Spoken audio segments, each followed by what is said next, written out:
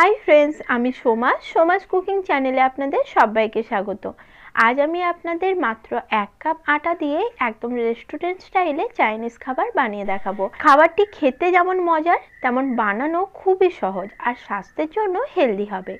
चलुन ताहले एखोन एई रेसिपिटी देखे निन। भिडियोटी भालो लागले लाइक और शेयर करार अनुरोध रइलो। আর আমার চ্যানেলে যারা নতুন রয়েছেন তাদের কাছে চ্যানেলটি সাবস্ক্রাইব করার অনুরোধ করছি, যাতে আমি কোনো নতুন ভিডিও আপলোড করার সঙ্গে সঙ্গে তার নোটিফিকেশন আপনাদের কাছে পৌঁছে যায়।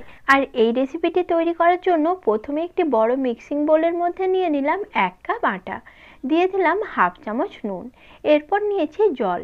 অল্প অল্প জল দিয়ে একটি ব্যাটার তৈরি করে নিতে হবে। তবে ব্যাটারটি খুব বেশি পাতলা অথবা খুব বেশি ঘন করা যাবে না। 1 কাপ আটার জন্য এখানে জল ব্যবহার করতে হবে 2 কাপ।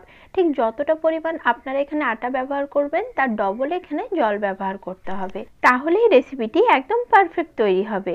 এখন অল্প অল্প জল দিয়ে প্রথমে আমি ব্যাটারটি তৈরি করে নিচ্ছি। আর আটার সাথে এখানে নুন আর জল ছাড়া অন্য কিছু দেওয়ার প্রয়োজন নেই। দেখুন আটার ব্যাটারটি আমার তৈরি করা হয়ে গেছে। আর এরকমই ঘনত্বের একটি ব্যাটার তৈরি করে নিতে হবে। এখন আমি নিয়েছি একটি জলের বোতল। দেখুন এরকমই ছোট সাইজের একটা জলের বোতল নিয়ে নিয়েছি, যেটা প্রায় সকলের বাড়িতেই থাকে। এখন যে বোতলের ঢাকনাটা রয়েছে সেটা আমি এইভাবে একটু কাঁচি দিয়ে ফুটো করে নিলাম। প্রথমে কাঁচিটাকে গরম করে নিতে হবে, তারপর এভাবে ঢাকনার উপরে বসিয়ে দিলেই দেখবেন সঙ্গে সঙ্গে ঢাকনাটা ফুটো হয়ে যাচ্ছে। আর ফুটোটা আপনারা ছোট বড় নিজেদের পছন্দ মতো করে নিতে পারেন। তবে বোতলের ঢাকনার ফুটোটা যত ছোট করবেন রেসিপিটাও ততই মজার তৈরি হবে। এখন বোতলের মধ্যে এইভাবে পুরো ব্যাটারটি আমি ঢেলে নিচ্ছি। পুরো ব্যাটারটি ঢেলে নেওয়ার পর ক্যাপটা আমি বোতলের বন্ধ করে দিচ্ছি। এরপর নাস্তাটি বানিয়ে নেব। তার জন্য গ্যাস অন করে বসিয়ে নিয়েছি ননস্টিকের ফ্রাই প্যান। এরপর ফ্রাই প্যানের উপরে ভালোভাবে একটু তেল ব্রাশ করে নিচ্ছি। তবে এই নাস্তাটি বানানোর জন্য তেলের প্রয়োজন হবে না। প্রথমবার তেল ব্রাশ করে নিলাম, তারপর টিস্যু পেপারের সাহায্যে তেলটা ভালো করে মুছে নিতে হবে। ফ্রাই প্যানটি যদি নতুন হয় তাহলে প্রথমবার যে তেল ব্রাশ করা হলো এতেই নাস্তাগুলো তৈরি হয়ে যাবে। এরপর আর তেল দেওয়ার প্রয়োজন হবে না। আর ফ্রাই প্যানটি যদি পুরনো হয় তাহলে মাঝে আর 1 থেকে 2 বার তেল ব্রাশ করে নিলেই হবে। এরপর বোতলের মধ্যে যে ব্যাটারটি ভরে রেখেছিলাম সেটা তাওয়ার মধ্যে এইভাবে দিয়ে দিতে হবে।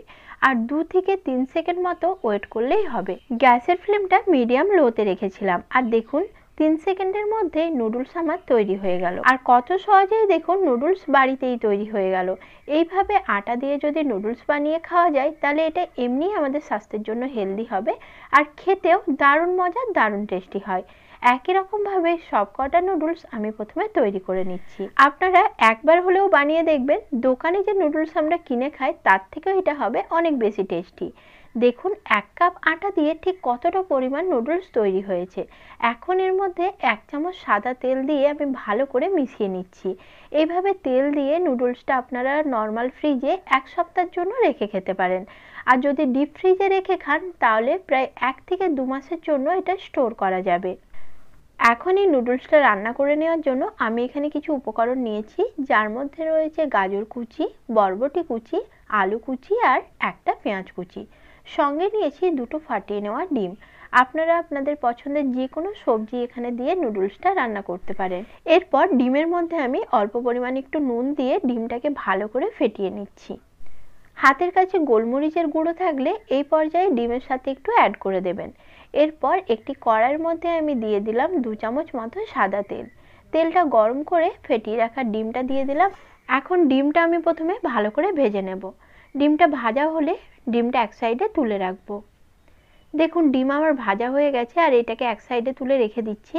তারপর কড়াইয়ের মধ্যে দিয়ে দিচ্ছি আরও 2 চামচ সাদা তেল। তেলটা গরম হয়ে গেলে একটা বড় সাইজের কুচিয়ে রাখা পেঁয়াজ আমি এখানে দিয়ে দিলাম। এরপর পেঁয়াজটা একটু নাড়াচাড়া করে ভেজে নেব। তারপর এখানে দিয়ে দিচ্ছি কুচি করে কেটে রাখা আলু, গাজর আর বরবটি। দিয়ে দিলাম কিছুটা পরিমাণ নুন। এখন সব কিছু একসঙ্গে ভালোভাবে নাড়াচাড়া করে মিশিয়ে নেব। তারপর এই সবজিগুলোকে 3 থেকে 4 মিনিটের জন্য ঢাকনা দিয়ে ঢেকে একটু ভেজে নেব, যাতে সবজিগুলো ভালো মতো ভাজা হয়। মিডিয়াম ফ্লেমে সবজিগুলো আমি টোটাল 5 মিনিটের জন্য খুব ভালো করে ভেজে নিয়েছি। আর এখন দেখুন সবজিগুলো সুন্দর ভাজা হয়েছে। এর মধ্যে তৈরি করে রাখা নুডলসটা আমি মিশিয়ে নিচ্ছি।